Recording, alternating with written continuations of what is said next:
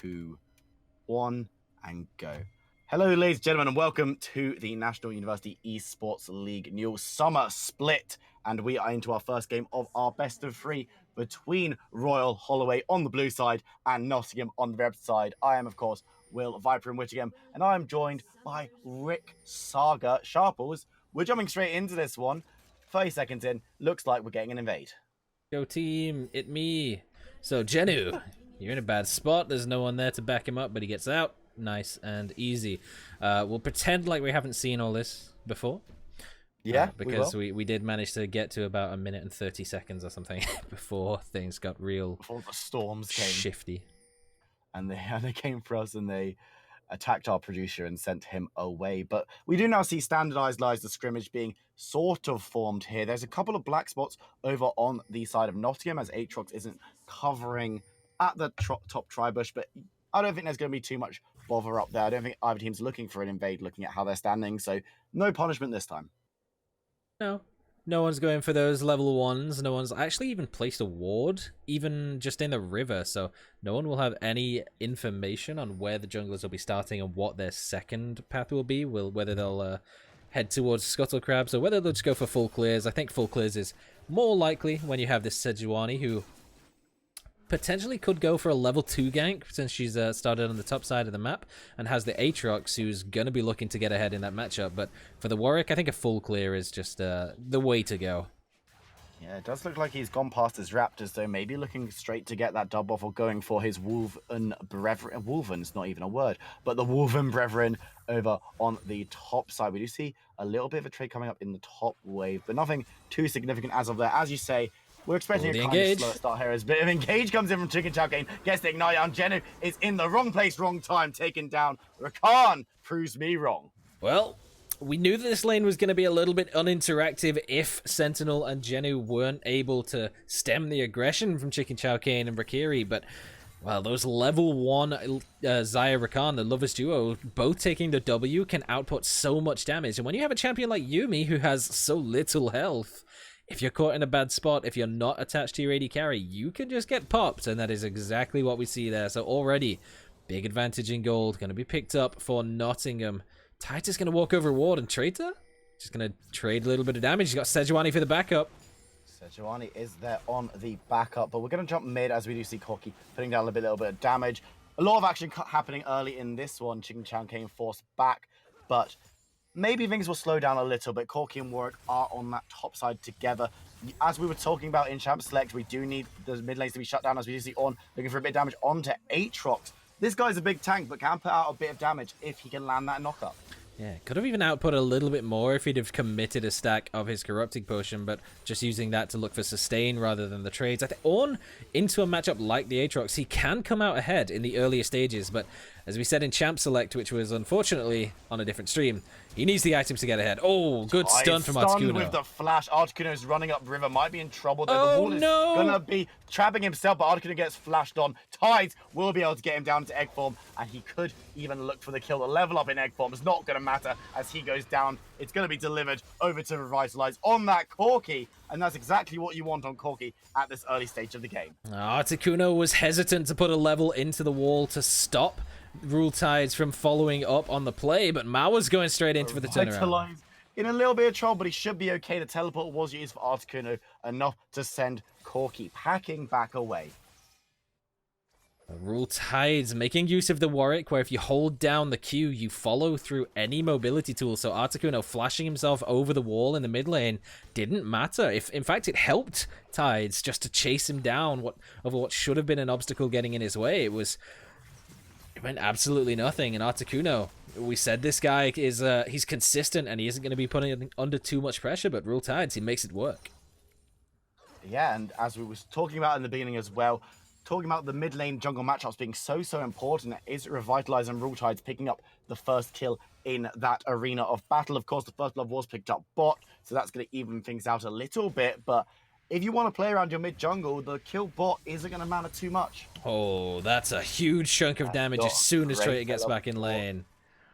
He's going to be able to sustain a little bit off these minions and does get another couple of hits onto that On, so he should be okay, but you don't teleport into that position when you're against an On. Yeah, I mean, it's fine for Ornn to take that trade because he knows that Traitor's just teleported back into the lane. He can go back at any time, use his own teleport, and be in a huge health advantage as soon as he gets back in, as Traitor's going to need to try and sustain back up off this minion wave. Joker can just head back, get himself an item, and just look for a trade immediately. And look, there's only about 200 health left on Traitor, but he's missed his timing. Mao's already top. Mao looking to try and get the gank on. The flashes will be trading. Mao might not have enough to get that last auto attack on to the blows. The dragon is going to be taken over on the bot side as he is ganking top. That's going to be an Infernal, and Warwick doing what he does best. Well, that's exactly what we said, is that you can't really put too much pressure in any of the lanes if you're Tides. He's had one successful gank in the mid lane, and that was really above the expectation of pre-level 6 on the Warwick in this game. So, well, we said it was going to be between the vision control and the objective control, but Mauer, he's focusing towards the top side as we expected him to do. So Tides just says, thank you very much, I will solo out this Drake. Picks up a very early Infernal, and when you have two hyper-scaling carries towards the later stages of the game in the Corki and the Sivir, that is a super advantageous Drake to pick up. It's going to be great in team fights. You're going to have so much damage coming out of Corki and from Sivir. And Warwick and Ornn aren't, they're not the most damagey, but with a little bit of extra damage, they can become much more impactful in the team fights outside of all the CC that they're already putting in. It's a very, very well played play from Tides, seeing the jungler top and just going immediately bot, but he's still going to have lost some resources on the top side, even though they were traded. He will, and one of the main resources that has been lost is now Joker was forced to use his teleport and his flash to get away from the plate on Mauer. He did miss the timing to go back and take the advantage of the trades that he'd been taking against Traitor, where he was already so low health that if he'd have been back and picked himself up this Balmy Cinder, maybe it was enough to just get that extra little tick of damage or two to actually finish off the kill in the lane. But instead, it's a burn flash, and Mauer is back towards the top side. Doesn't want to fully commit just yet, because last time he showed on the top lane, they did lose the neutral objective in the Drake, and if he does focus towards the top side of the map, it just opens the doors for Tides. He's level 6 now. He can head towards top, bot, or mid lane and actually have some sort of impact in his ganks. Those are the free lanes in League of Legends. He can go anywhere he wants with that level 6 gank, and it's going to be so impactful being able to suppress someone for that long on this champion. Unless someone else is there to break you out of it, you're going to have a really bad time. As we see Ornn getting a big chunk of damage onto first. He's going to drag him back, looking to get those conquering blows out with his keystone, but it's not going to be enough to cause either of the players to die. They're just going to look to get a bit more sustain and try and stay alive right now. Okay, so Warwick has been spotted out on a ward. He was looking to make his way towards the top side, but he's been spotted. Clears out the vision, but again, that just opens up the door for Mauer to have an opportunity on the opposite side of the map. It's just a game of avoiding each other on the junglers, which makes sense for Mauer. He knows he can't skirmish with the Warwick in the early stages, but his pathing has just been super clean, keeping him out of harm's way. But it does mean that First Order Traitor is going to have to back away from his tower and just secede the lane for now.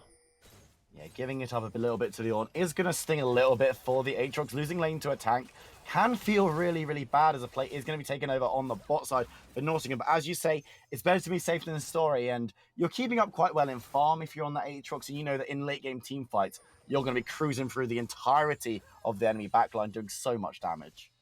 Yeah, this is exactly why we've seen Mauer put so much attention towards the top side, because he knows that at some point in the game, likely as soon as First Order Traitor has picked up the Black Cleaver, maybe the Death's Dance, he will just run over this Ornn lane, and it won't actually matter that Ornn does have super high base damages, because Aatrox will just sustain through it all, especially now that he has the ultimate available.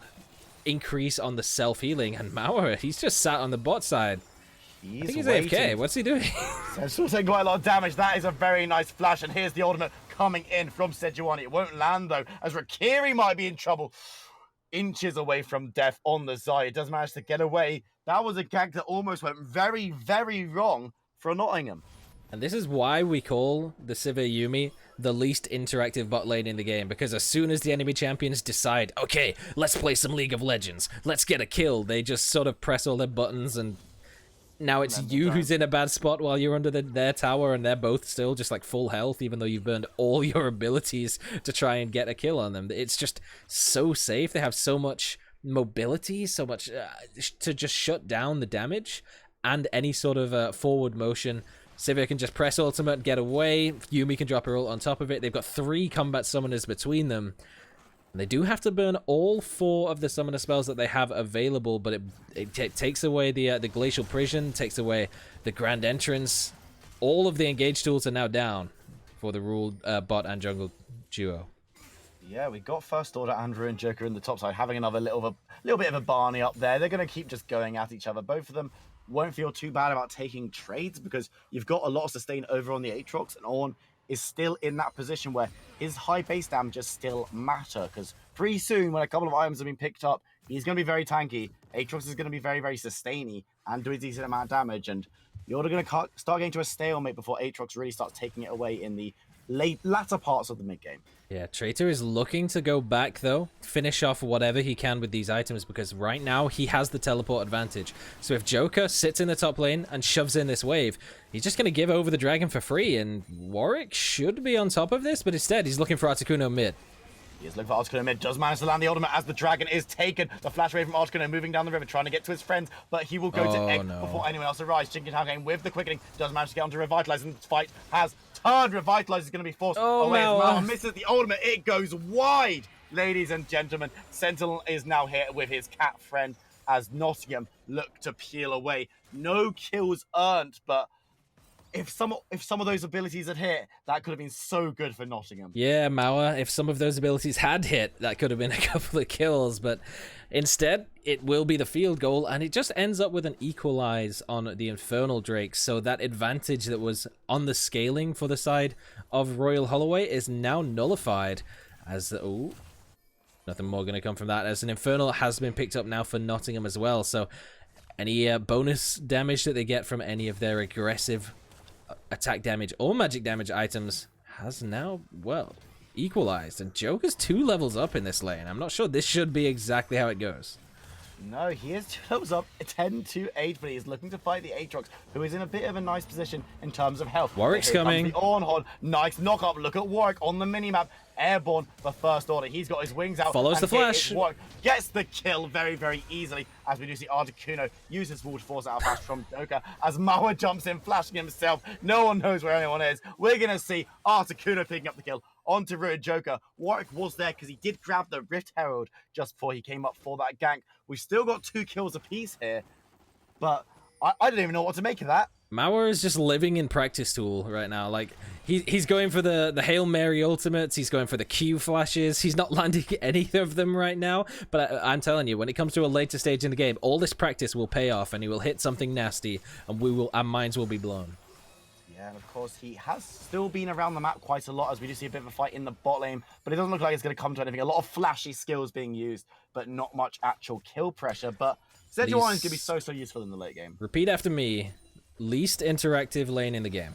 Least interactive lane in the game. I almost actually messed it up. Yeah. I almost stumbled on that, and I was like, you've told me what to do. Well, it's okay, because it's a Sivir Yuumi, so nothing works when they're involved anyway. But in that, it works for them. Yeah, I mean, in that top lane play, we did see Articuno use his teleport to get involved, and did get the return kill onto Joker. I think it was Mauer. No, it wasn't Mauer who got the credit for that. It was Articuno.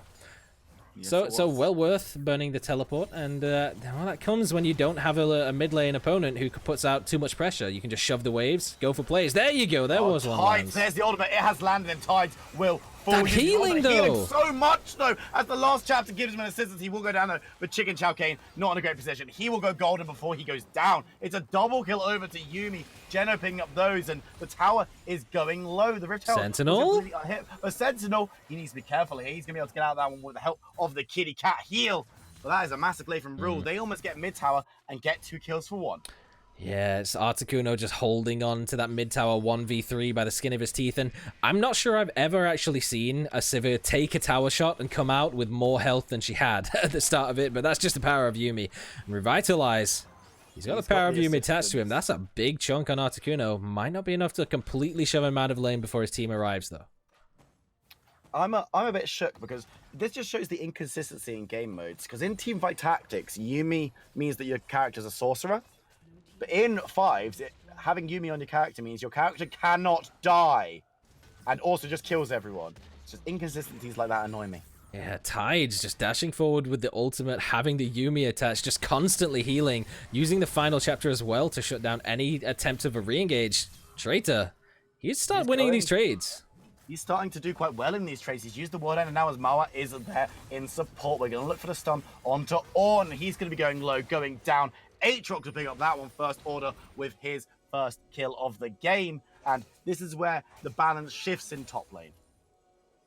Oh, Joker was in a bit of a tough spot there, because even if he wanted to try and take that fight, he was starting to lose out of it anyway, thanks to the Conqueror providing so much healing. Even though Aatrox is a level down, so his ultimate isn't quite as strong, just that increased healing that he gets from it anyway, just getting so much value out of the Conqueror and the sustain that's built into his abilities. And on top of that, he had the backup from Mawa and Chicken Chow Kane in between himself and the Warwick, who was making his way up to help him. So really just not in the best of situations, pushing up a little bit too far with no vision control whatsoever on the top side of the map. Now it's a bad time for them to have to send their Ornn towards the top lane, because the next Drake has just popped up on the map, and we needed to see RHUL take advantage, control these objectives, but instead it's Nottingham in position first. Wind Drake will be the next battleground if RHUL to decide to contest. Nottingham are buzzing around like bees. They're going to be looking to clear out the vision and give themselves the best possible chance at getting this objective, but they look like they might have actually Ornn teleport. Ornn teleport is coming in, but here's the engage. The final chapter has been down. Ching Chow Kane might be in trouble. First order on the side, and it's going to be Revitalized picking up the first kill of the game, and members of RHUL are also low, but it looks like they're the ones picking up the double. It's going to be Revitalized killing the second member as Mawa's forced into retreat. Triple kill for Revitalized. They do get one on the backside. Articuno on a killing spree, taking down Ornn, but that is not a great fight if you are Nottingham. You had control of the Dragon Pit, and now you're giving it up.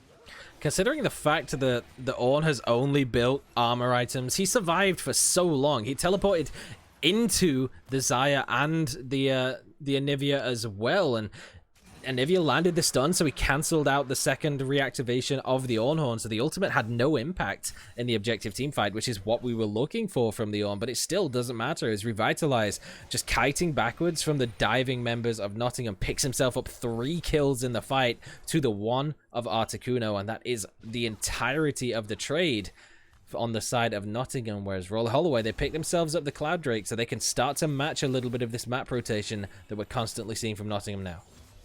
Okay, might actually be looking for a gank of sorts. No, he's just going to jump back in to his bot lane partner, not looking for any massive plays, but we can take stock a little bit. These teams are so even on goal at the 18-minute mark. A tiny lead for RHUL and a Dragon as well, you've got to admit, but these teams look very evenly matched. Yeah, thankfully the Cloud Drake, in terms of the monetary value, is pretty low, because it's just movement speed. You don't actually gain any additional combat stats really from it. So when we say that Corki has an 800 gold lead over the Anivia, that's about the extent of it. If they still did have the Infernal Drake as an additional benefit, you could probably add that up a little bit extra, especially now that he's building towards the Essence Reaver, and that would... the perceived gap would not be quite the truth. It would definitely be a stronger gap, but thanks to the fact that Nottingham picked up the Infernal Drake and equalized that advantage, it will just be the numbers that are on the screen. Yeah, and a little bit of movement speed as well. Let's not forget our friend Air Drake. He's important. Yeah, about 300 gold and an extra pair of boots for everyone. To be fair, I'd take an extra pair of boots any day of the week. Mawa just clearing out a bit of vision round on that mid side. We are seeing the teams kind of looking to get together, looking to get into that mid game skirmishing that both of these teams really love. And you've got to favor RHUL maybe in these mid game skirmishes a little bit more than Nottingham from what we've seen already. Yeah, not a Yumi player, I can tell from the fact that you said you'd take a second pair of boots. Geno doesn't even have the one. What he does have already is the Athene's Unholy Grail, so he's going to dish out even more healing than what he was originally doing. And I mean, we've already seen how disgusting Yumi is at keeping teammates alive, especially when you're on a frontline carrier like the Warwick, who has some innate healing in and of himself. We saw just how long it took him to die when he was using that ultimate in the mid lane, when he started it off with about 50 hit points. Took him about 7 seconds to actually go down from that point, so it's only going to get worse now. moving back towards that top side. It looks like there's a bit of pressure is going to be put on to Aatrox first. Order Trader needs to be careful. Yumi and Warwick are on the way. Here comes the Orn Hornet. It's going to be thrown downwards, not hitting anyone. The final chapter also wasted. A lot of resources used in Nottingham. They're going to pick up a mid tower. They're looking to trade it out on the top side. They're going to try and force Traitor out of the lane. This exhaust comes down, but first Order Traitor, that's not enough. He's going to be taken down, but honestly, he might be pretty happy with that. He knew he was going to die, and a lot of resources were wasted in order to make it happen. Yeah, and it's a 3 versus 1 in the top side for RHUL, which means it's a 4 versus 2 in the mid lane for Nottingham. So the turret will fall down in the top side. It will pick up a second, but it might just be traded back in the mid lane. It's 3 carries up against Revitalized. Couldn't get caught out here.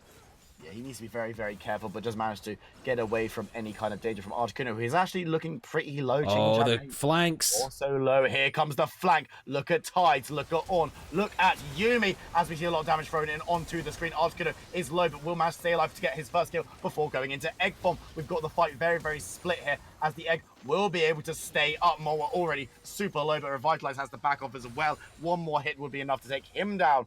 Massive fight. Only one victim this time.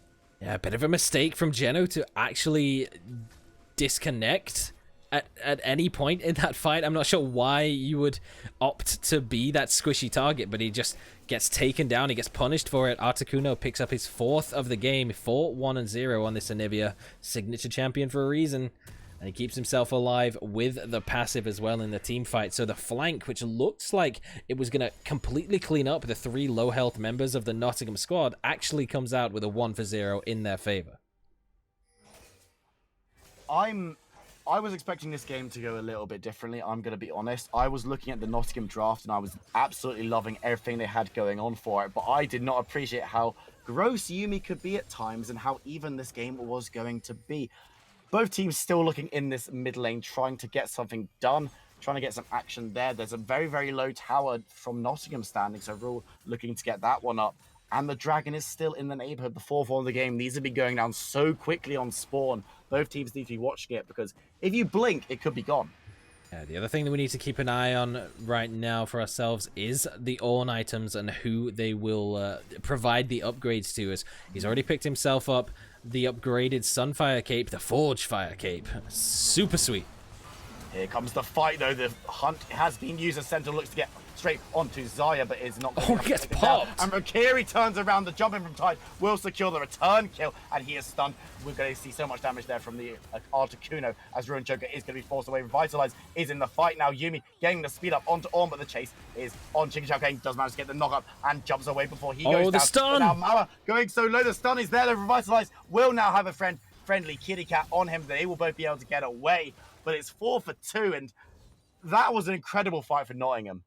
Yeah, they do manage to take down Sentinel very early in the fight, but this is the beauty of that double threat hyper carry composition, is you still have the Corki to bump out damage, and he gets caught out by a perfectly placed stun from Articuno that just shuts down that second carry. But again, I mean, Yumi just presses his buttons and he's practically full health again, and he's back to poking out on this Baron. Traitor, he actually dies. He actually is taken down, and Revitalize is looking for He's more, doing but it. Alan is going to jump onto him. He gets a second Geno, picking up that one onto Mara. He gets another, and Geno is still alive, but Articuno might be looking to take him down. Sentinel has picked him up with on the way past, looking to kill. Oh, the spell shield. The spell chapter is there. Sentinel going solo, but the Shadow comes in. Tides comes in clutch. Revitalize, you're a madman. Revitalize got so much health back from the Yumi. He just strolls in, starts poking them out with rockets. Tides chasing Rakiri. Rakiri's going to try and do what Sentinel did just before, but he is only going to get cut down. Does manage to kill the Yumi in return, but that is the first ace of the series, and it's going over to Royal Holloway. Unfortunately, though, they're a little bit too low health to actually turn onto the Baron straight away, so they're instead just going to push down onto the mid tower, likely rotate down towards the Drake afterwards would be the next step for them if they wanted to get the most out of this this reset. Is they've still got 16 seconds before Raikiri is up and available. Everyone is on the board apart from the Yumi for them, who is a big piece of the puzzle, so they will not actually commit for the neutral objective. But if they're going to reset now, they're going to give up a lot of their vision control. So, I mean, we could just see that whole scenario just happen again in just a few seconds. I would be happy to see that happening. I love these team fights, and Revitalize just doing so much damage, being so safe. Genu can just keep anyone alive for such a long time. Remember, he's also giving increased damage as well as being able to throw out damage of his own in these fights. Yuumi can do so much, and there's so little you can do about it. You've already seen the Mortal Reminder, or the Executioner's Calling, as I should call it, because that's what it's called, being picked up by the Xayah to try and prevent these damage. But look at this. Ornn has been engaged on Mauer, trying to get the damage down alongside Rikiri, but it's 5 on the Ornn. He's not going anywhere. Rikiri will pick up that one, and now Baron could be on the menu once again for Nottingham. Yeah, they've lost their long-range engage tool, and this time Revitalize will not feel safe to stroll in and poke at 5 members strong on Nottingham, especially when Glacial Prison is still up and available. So it's going to have to be a long-range steal. Tide's ultimate doesn't get him over the wall, so it's just a free Baron picked up for Nottingham, still with a gold deficit, though. Yeah, they do have that Baron. I'm interested to see whether RHUL Holloway are able to stop any of these recalls if they want to, even as we do see members of Nottingham reset. They're able to get the Baron and get out for free, and that could be the turning point for them in order to start getting objectives on the map and start getting this gold back. They're only about 1,000 gold behind. That's not huge at this point in the game. It certainly isn't, but again, we have to look at the Ornn. He's almost level 14, and once he hits that point, he can start upgrading his teammates' items. The first port of call will almost definitely be the Trinity Force for Revitalize, because Corki is carrying in some of these team fights. Sentinel, not quite there yet. He's still only at the 1 and a bit item breakpoint. It's still pretty late, so he needs to get that Infinity Edge as his second item, and then he can get an upgrade himself. Ornn was looked to be engaged on, but actually engages himself, looking for the Horn, looking for the knockup. Doesn't land it on anyone, but Mauer is still going to be in a little bit of trouble. But that's a very tanky pig, and she's going to be able to get that one absolutely fine, turning a little damage around herself, as both teams look for a scuffle, use a couple of resources, but nothing major. It's just going to be a constant pressure now onto these waves. They don't actually send anybody to split push, which is a bit of a mistake, but that's the engage. Here's the engage. Moore gets the ultimate straight onto Revitalize, who is going to be looking to get back. The final chapter is dropped. There's so much damage coming in onto Nocturne. They need to be so careful. But look at that turnaround. Tides is on a killing spree as we see Mara tanking up the tower. He doesn't care. Minions are there as well. Members from RHUL just melted, and they might lose their inhibitor for this. But just as I say, it's a bit of a mistake to not be split pushing in the top lane with First Order Traitor, having the Baron buff and the teleport. Well, Mauer just presses the engage button, lands the CC onto Revitalize, that key member, and they turn it around and pop him. Tide is the cat amongst the pigeons, but he will go down. Sentinel up, Creek goes down too. Double kill. Geno's the last man standing. This is a massive turnaround. This is the game for the University of Nottingham if they can manage to get this last tower down. It is only Genu on Yuumi ready to defend. Mauer is low, and Rikiri will take the last tower. Doesn't look like they're going to go for the next itself, though. Revitalize and Joker up there to defend their last structure in this game. Corki has the package, so if he was looking to chase down, he could certainly do it. But they have no vision, so they don't know exactly where these members are going to be recalling, so it would have to be a complete guess. Instead, it will just be back to the clearing out mission in the mid lane. But that is how quickly these engages can happen. There is no QSS, there is no Mikhails, there's no cleanse. So the Sejuani ultimate, if it lands onto these key targets, particularly this Corki, especially now that he's got the Ornn item upgrade, it's so much value in that one cooldown. He's looking so impressive, Revitalized. The last fight went so downhill for RHUL because he was engaged on and pretty much instantly picked up that he did manage to get a decent amount of damage. Even in that fight, you could see members like Mauer were pretty low when they did manage to start pushing forward because Revitalize has done so much damage, and Sentinel as well doing a decent amount of damage. They just need to keep these squishy members alive a little longer from the massive amounts of engage coming in from Nottingham. Yeah, and that again is thanks to the dual threat composition, as Sentinel can still output the damage while you burn all of your abilities on Revitalize. Joker committing his ultimate just before that fight probably cost them, because he could have used that as a secondary set of peel after the final chapter from Yuumi rooted the attackers on Revitalize. Might have been enough to keep him alive just that extra second where he could get back in the fight and start dishing out the damage again. But no, he will get taken down. It will be the inhibitor, and both Nexus towers picked up for Nottingham. And now this Baron buff, as it times out, swung the gold by about 3,000, so not a huge margin, but they have an open Nexus available, and that's a good stun from Articuno. Oh, Sentinel is dead! Sentinel solo, Sentinel goes down. Articuno picking up that one, and now the fight is in earnest. Rakan in the backline. Look at Tides though. He's looking to get onto Mauer, but Joker is the next one to fall. And now First Order, he's making mischief in the backline. Tides will fall. Rikiri picking up that one as Genu, last man standing, does go down. That has surely got to be game. Teleport comes in. Nottingham pick up the first game of this best-of-3 series. Hey, remember when I told you that Articuno's Anivia was clean? Yeah. Like, he lands the stun, perfectly places the wall to force the Sivir to walk through the Glacial Storm, takes so much damage, and just get deleted at the start of the fight. So again, it's that dual threat composition, but one of the threats getting taken down that early just means that it's pretty simple pickings for Nottingham after that point. Articuno, just so disgusting. He did so much more damage than anyone else in the game on the Sinivi. He was chunking down entire teams, getting massive stuns, and as you said, Moa on practice tool, he was riding himself up for that big engage at the end. And in the penultimate team fight where they got so many objectives, it was his ultimate landing that really won them the fight. I knew it, dude. I knew he was practicing. I knew he'd get there. I believed. You know exactly what is going on. But that is game 1 for us, ladies and gentlemen. We will hopefully have game 2 recorded for you as well. So from us, from Viperune and Saga, thank you very much for watching this VOD, and we'll see you again very soon.